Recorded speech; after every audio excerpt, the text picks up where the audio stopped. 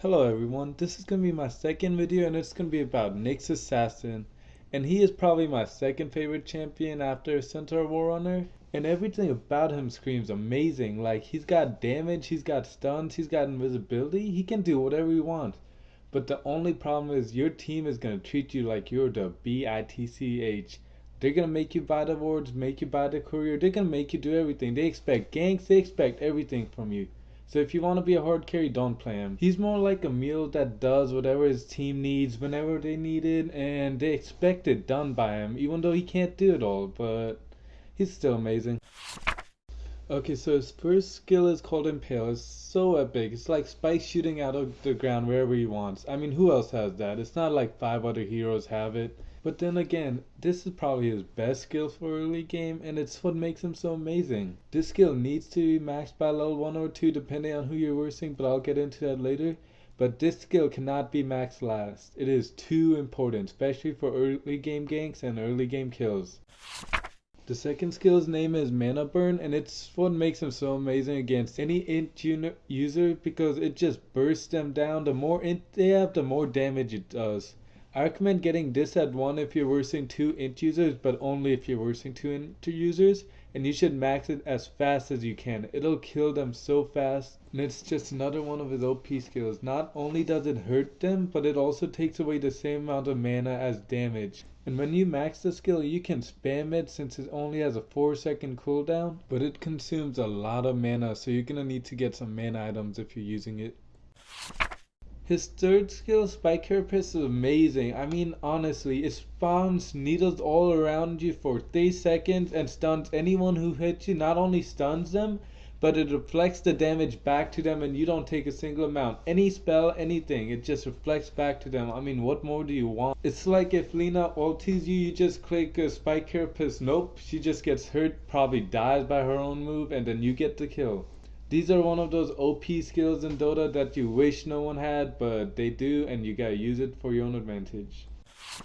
Okay, so his ulti is amazing. You have to get it as soon as you can. It lets you go invisible, it makes you move faster, and it does bonus damage when you attack for the first time after using it. But it has to be while you're invisible, and it does such an amazing job in bursting people down. It's such an amazing ulti. It's like a bug comes out of nowhere and eats you up. That's basically how it feels like. They're gonna run. Like, honestly, I hate bugs and I would run also.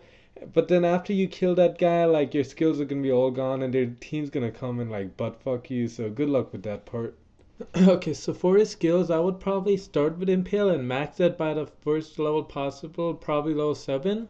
His ulti I would get whenever I can since that's probably his most useful move. His Mana Burn I would get at level 4 and his Spike I would get at level 2 and max Spike before I max Mana Burn. Mana Burn should be the second last skill you max after his ulti. But in certain cases, such as if you have double ints in your lane, which is extremely rare or impossible, you should go aim for Mana Burn first. But if you're gonna get Mana Burn, remember you need a lot of mana regen to sustain the Mana Burn.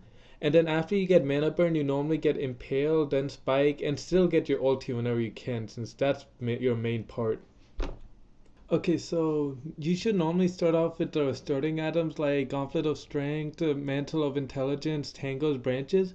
But since you're the bitch of the family, you're gonna have to get like a courier, wards, and that type of stuff. So you might have to sacrifice one or two of those items.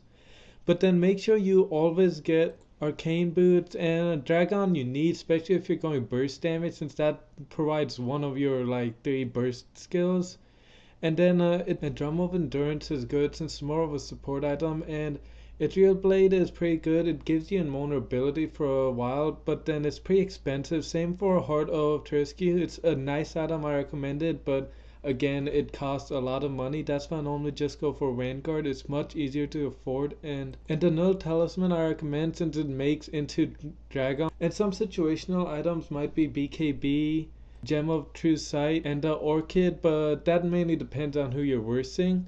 And do not get Shadowblade, the Skull Basher, Didus, or the Reaper, since they might look good, they are good, but then he's just not a AD carry, he's more of a support carry burst damage person, and they just won't work with him. I mean, then again, this is opinionated, but it's kind of proven, like unless if you're going full on damage, those items won't really go for you.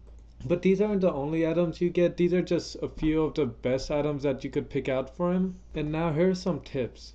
Okay, so some tips about him are, first of all, he starts off with the most health regen out of any character so far, 3.2, which is like getting a ring of regen.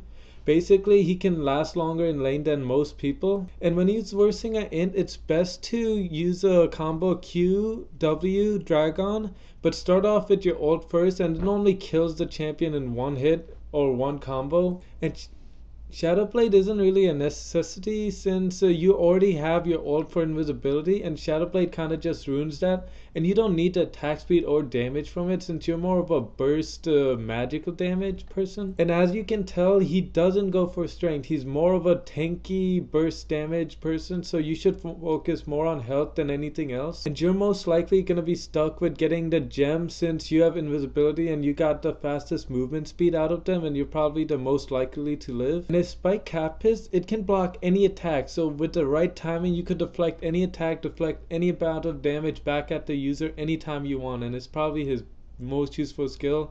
But then you gotta have amazing timing for it or know when the other person's about to attack. And for Dagon, I recommend you only max it to level 6 since after that it'll just be a waste of money, and level 6 provides enough burst damage for you. And also, he's a very liked champion. He gets picked a lot in ranked games, and then he also gets banned a lot, so you might want to master him or know how to use him, or have one person on your team that knows how to use him. He's one of those heroes that can turn a tide of a game just by using the right skills at the right time in the right place. Thank you for watching, hope you enjoyed my video. Please like and subscribe. This has been brought to you by Mr.Khan and his associate Mr.Park. And then again, any commentary would help me, any comments, any recommendations, anything would help me. I'm kind of new at this, and I still have Dota beta keys if anyone wants it. Just comment on the section below.